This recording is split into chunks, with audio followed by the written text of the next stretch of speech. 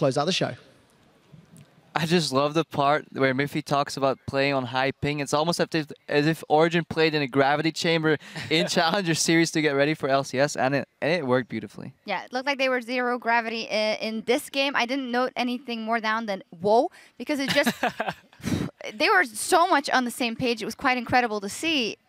Just in general. Yeah, I mean, Origin, Mithy said it didn't feel like they mechanically outplayed, but every single trade the Wolves wanted, there was always a Kalista ult or a Thresh Lantern or just something that Origin always had the number for Copenhagen Wolves. Yeah, and when it's not necessarily mechanically, it's because they already know what's going to happen, right? Yeah, for them it doesn't feel like flashing that bind offensively is a mechanical outplay because it's so standard. They've done this before. They're so well practiced. They're such a well-oiled machine, and then everything becomes quite normal, becomes quite average. But yeah, again, I can't stress it enough.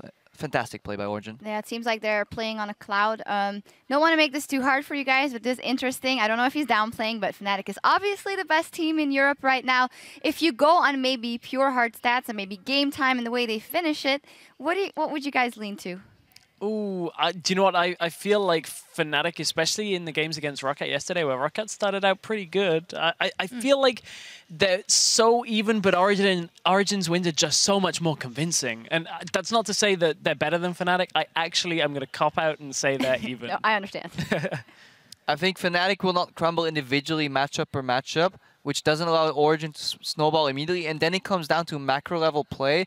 And we've seen both teams are great at it, but you cannot underestimate Fnatic when it comes to a slow and calculated game. So yeah, I would say even as well. And I'd be lying if I knew which team would come out ahead of there. Yeah, we did almost not touch on the Copenhagen Wolves. They are going to have to bounce back, but honestly, it was a tough matchup for them versus OG in this one. We're going to take a look at the standings, though, here in the European LCS at the end of day 2. And, well, undefeated Fnatic and Origen at the top of the tables and the middle of the pack. Giants, H2K, Unicorns of Love, Copenhagen Wolves, Elements, Rocket, Gambit, and SK still not with a victory on the board yet.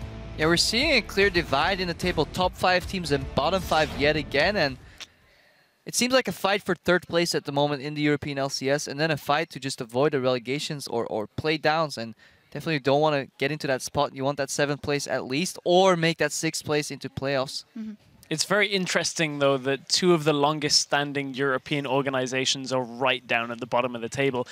This is where you have to dig deep as an organization like that and just seriously look at what's not working and try and fix it. They have the resources to do it. They just need to implement this game plan before it gets too late in the season. Yeah, definitely to work on that and see what they can do for the next weeks. Now, helping the Unicorns stay tied for the number 3 spot today was Vardax, who earned a total of 7 kills, 9 assists, and 434 CS against Rocket. That adds up to a total of almost 31 points, making him today Fantasy LCS leader. Vardax racking up the points, and, well, it's sometimes hard to shine in a team where there's a lot of big damage dealers, but good on him. It was a pretty long game, though. It was quite a long game, but, you know, there was a lot of CS taken by everybody in that game. So I'm actually, I don't want to say I'm surprised by it being Vardax, but certainly after some of yesterday's high-scoring games, 31 seems a little bit lower than I was expecting. Yeah.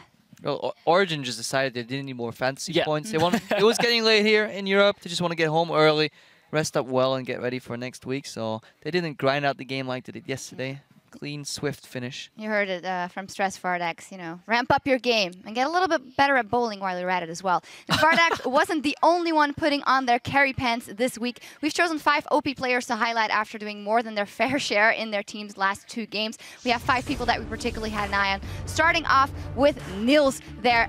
It's very hard, right? This team is at the top of the tables. There's a lot of people that have done a lot, but definitely his progression yesterday, fantasy leader, MVP last week, and another breakthrough performance here this week.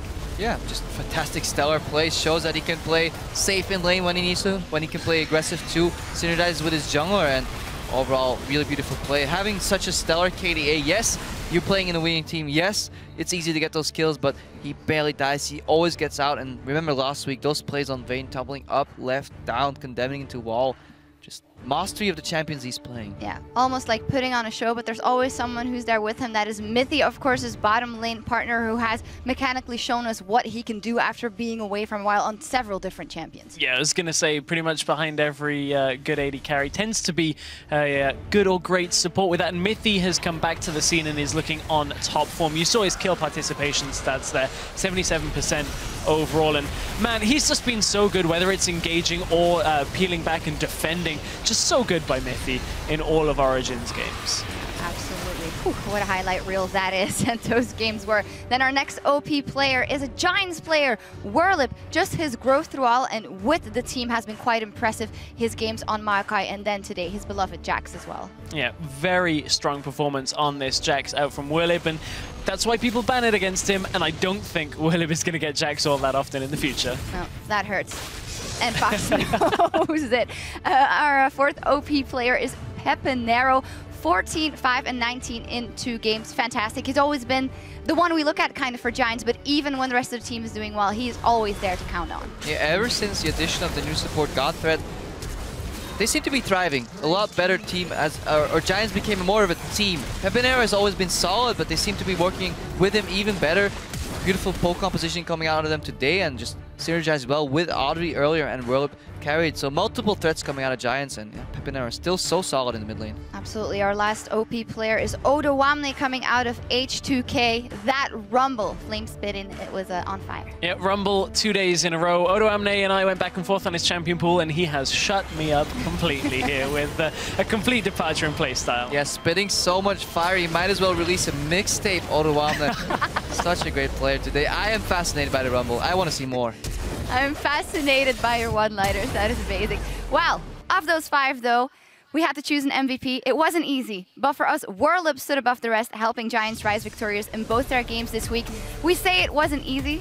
He had a KDA of 11.3, dealing 72% of his team's damage. We could have given it to Odoamne as well, but we see it in the context of the team as a whole. Yeah, definitely Odoamne close second. Just want to say that Odoamne apparently in Romanian means "oh God," and rightfully chosen so. But Whirlip, fantastic performance. I just like that he's pulling so much attention, and that yet again allows Pepinero to shine in that Giants team, allows Audrey to get some breathing room, work together with their support, and I really want to see more of Giants, see what they can do, and if Whirlip can continue this trend. Yeah. He had a good week now, hopefully next week too. Definitely, and see if the Giants can continue that upward curve. Now, of course, it wouldn't be the LCS without some big plays. Here's one from Advanati2K. You're going to need more than 4 people to successfully gank Niels and Mythy. The escapes.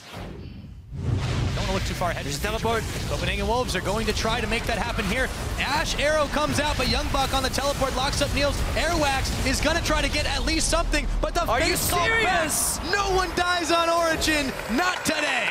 And look at the coach, the Duck smiling and says, yes, that's why I picked Kalista Thresh for my bot lane, because they get out a 4-man gank squad. Crepo, you said that's become standard for Origin. Plays like that, 2 versus 4, if that's standard for Origin, I want to see what's exceptional. Oh man, week 4.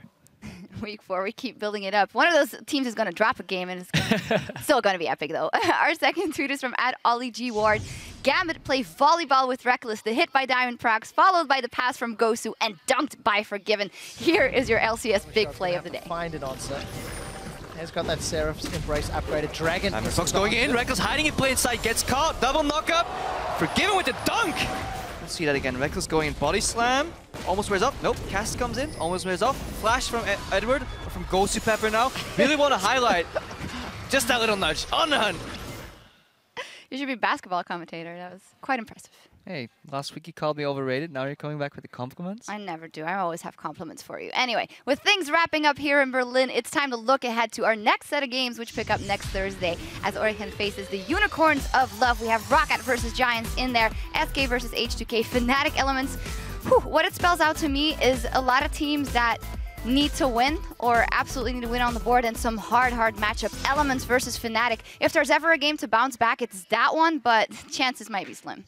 Yeah, bouncing back will be very hard. Fnatic looking in top form and definitely don't want to drop a game anymore. They just want to stay at the top of the table. And Elements, they have a lot of things to fix right now. And that middle of the table just clash is getting more interesting as we progress. It truly is. Middle of the table is where so many people's eyes are on. I'm looking forward to a number of the games from next week, but I honestly think that Origin, they played so well and so conservative in keeping their lead. Unicorns, can they drag them into the madness? Conservative in keeping their lead, they're just building it. Exactly. Yeah. I mean, if you're always building your lead, there's no chance to lose it. That's true. The action begins on Thursday at 6 p.m. Central European Summertime, which works out to be 9 a.m. Pacific for you folks over in NA. Now, speaking of NA, the North American LCS gets back in gear tomorrow with a match between Enemy Esports and Team Liquid. We have TSM versus Team Impulse there as well, Dignitas, TDK. A lot of interesting matchups there as well. Yeah, Enemy Esports with my boy Inox. Definitely looking forward to that one. Moved to the mid lane. Really excited to see him. He's been performing pretty well so far. Yeah, the win last week as well, and a cool interview by him. So things get fired up over in Los Angeles on Friday, starting at 9 p.m. at Saturday, actually, starting at 9 p.m. Central European Summertime, noon Pacific, so don't miss it. And with that, it is time for us to close up shop here at the European LCS. I'd like to thank Stress for lending a hand on both desks this week. Thank you, Stress. On behalf of myself, Krefo, and the rest of the LCS broadcast team, thank you so much for tuning in. Until next time, we'll see you in solo queue. In gold.